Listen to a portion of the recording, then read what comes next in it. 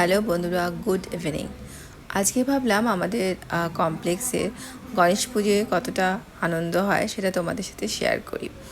এখানে এবার দেখলাম বাচ্চাদের জন্য বিভিন্ন রকম মজার জিনিসের খেলনার ব্যবস্থা রেখেছে, মানে যেগুলো আমরা বাচ্চাদেরকে নিয়ে যাই বিভিন্ন পার্কে নিয়ে গিয়ে খেলাই, ওগুলো রেখেছে।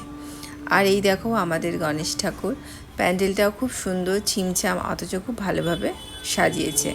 আসলে আমার না উপর থেকে নিচে নামা হয় না, মানে আমি তো মানে চারতলায় থাকি, নিচে নামা না। আর মিঠির যেহেতু সন্ধেবেলা ক্লাসেস থাকে, ওই জন্য একদমই নিচে আসা হয় না। তো আজকে সানডে ছিল, তো চলে এসেছি ওই জন্য নিচে আরতি দেখবো। আর আজকে খুব জমজমাট অনুষ্ঠান হচ্ছে, ওই জন্য ভাবলাম কি যে যাই, নিচে তো যাই, আর তার সাথে তোমাদের সাথেও আমাদের এখানকার মানে পুনের গণেশ পুজোর একটা ছোট্ট টুকরো ঝলক তোমাদের সাথে শেয়ার করি।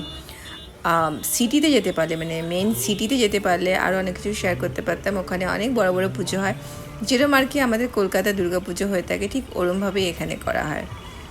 আর আমাদের এই কমপ্লেক্সের প্যান্ডেলটা খুব সুন্দর সাজিয়েছে। এটা কিন্তু এই এরিয়ার মধ্যে বেশ বড় একটা পুজো। এটা আমার নিজস্ব কমপ্লেক্সের পুজো হলেও এটা বেশ বড় করে করা হয়, আর চারদিকে বেশ অনেক লোকজন আসে আর খাওয়া দাওয়া হয়। আর এবার তো এই প্রথম দেখলাম আমি এত কিছু আয়োজন করা হয়েছে, মেনলি বাচ্চাদের জন্যই করা হয়েছে, তবে বেশ ভালো লাগছে। বেশ একদম জায়গাটা জমজমাট হয়ে গেছে, সব হই হই করছে, মজা করছে, যেরকম আমরা দুর্গাপুজো করে থাকি ওরকম। বেশ একটা দুর্গাপুজোর আমেজ ধরো এখান থেকেই এসে যায়। আবার যখন দুদিন পর বিসর্জন হয়ে যাবে, কারণ গণেশ পুজো তো প্রায় শেষ হতে চললো, আর তো মাত্র দুদিন হাতে আছে, বা 17 তারিখ বিসর্জন হয়ে যাবে, তখন কিন্তু বেশ মনটা খারাপ হয়ে যায়। আবার চারদিকে এরকম সিম্পল যেমন থাকে রেগুলার লাইফ, ওরকম হয়ে যায়। তো চলো এবার ঘরে ঢুকি, রান্না করতে হবে, খাওয়াও বাকি আছে, কারণ কি বিনা খাওয়াতে তো দিন চলবে না, পেট তো শুনবে না কোনো কথা, কোনো উৎসব, কোনো আয়োজন, কিছুই, পেটকে তো খাওয়াতে হবে। তো এই জন্য ভাবলাম আজকে বানিয়ে নিই ঝটপট করে সয়া কিমা, যেটা ভীষণ ভালো খেতে হয়। ওই জন্য আমি দেখো কিমাটাকে একটু ব্লাঞ্চ করে নিয়ে ভালো করে জল চিপকে আমি চপারে একদম চপড করে নিয়েছি, তোমরা মিক্সিতে পেস্টও করে নিতে পারো। এবার কিমাটাকে আমি একটু নুন একটুখানি লঙ্কার গুঁড়ো দিয়ে হালকা ভেজে নিচ্ছি। কিমার মধ্যে একটা গন্ধ থাকে, সেটা আমার মতো অনেকেই পছন্দ করে, সেটাই গন্ধটা একদম এতে চলে যাবে। তো একটু ভেজে নিয়ে আমি এটাকে তুলে রেখে দেবো। আর ওদিকে আমি চপারে পেঁয়াজ, আদা, রসুন, কাঁচা লঙ্কা আর আদা সমস্ত কিছু দিয়ে, টমেটো আছে, সমস্ত কিছু চপ করে নিয়েছি। ওটাকে ভেজে রেখে তুলে নেওয়ার পর অল্প খানিকটা তেল দিয়ে একটু গোটা জিরে ফোড়ন দিয়ে, এবার যে মশলাগুলো আমি চপ করেছিলাম, মানে পেঁয়াজ, আদা, রসুন সমস্তগুলোকে এবার হালকা একটুখানি ভেজে নেব, মানে এই মশলার কাঁচা গন্ধটা চলে যাবে। দিয়ে দিলাম টমেটো পেস্ট, দিয়ে দিলাম এর মধ্যে পরিমাণ মতো সমস্ত গুঁড়ো মশলা, যেগুলো রেগুলার আমরা দিয়ে থাকি, যেমন হলুদ, লঙ্কা, ধনে, জিরে গুঁড়ো, এগুলো দিয়ে এটাকে হালকা তেল ছাড়া অবধি কষিয়ে নেব।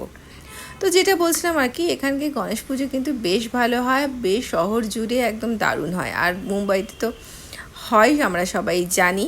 আর এখানকার গণেশ পুজো ভাবলাম এত সুন্দর একটা সুযোগ আছে, আমি যখন তোমাদের সাথে ব্লগ শেয়ার করি তখন অবশ্যই তোমাদের সাথে এখানকার গণেশ পুজো ছোট্ট ছোট্ট টুকরো করে তোমাদের সাথে একটু শেয়ার করি।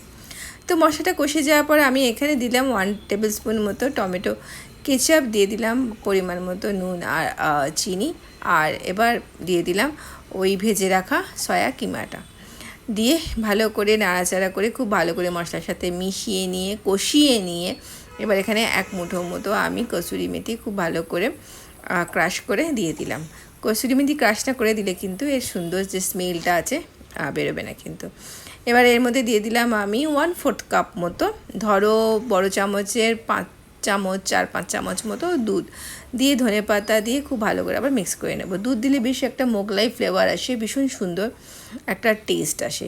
তোমরা যদি অবশ্যই এই ধরনের টেস্ট ফ্লেভার এই সোয়া কিমাতে পছন্দ করো, অবশ্যই দিয়ে থাকবে, কারণ সোয়া কিমা তো নিজস্ব কোনো টেস্ট নেই না, ওটাকে টেস্ট বানাতে হবে। ওই জন্য এই ধরনের জিনিসগুলো দিলে এটা খেতে জাস্ট অসাধারণ হয়। দিয়ে দিলাম এবার এর মধ্যে মোটামুটি 2 টেবিল স্পুন মতো ফ্রেশ ক্রিম দিয়ে খুব ভালো করে নাড়াচাড়া করে নিলাম, কারণ ক্রিম দেওয়ার পর খুব বেশি রান্না করার কিছু থাকে না। তো আমারও রান্না একদম কমপ্লিট হয়ে গেল। তোমরা চাইলে এর মধ্যে আলুও দিতে পারো, মানে আলু কিমা আর কি, জাস্ট অসাধারণ খেতে হয়। তো আজকের দিনটা খুব ভালোই কাটলো। রাতে রুটি দিয়ে সয়া কিমাটা অসাধারণ খেলাম। আর আজকে আমাদের কমপ্লেক্সের পুজো তোমার সাথে শেয়ার করলাম। তোমাদের কেমন লাগলো জানাতে ভুলো না। এখানকার গণেশ পুজো তোমাদের কেমন লাগছে দেখতে। যদি সম্ভব হয় বিসর্জনের দিন, আমার পক্ষে যদি সম্ভব হয়, আমি অবশ্যই তোমাদের কাছে তারও টুকরো টুকরো ছবি শেয়ার করব। চলো তাহলে আজকের মতো আসি, সবাই ভালো থেকো।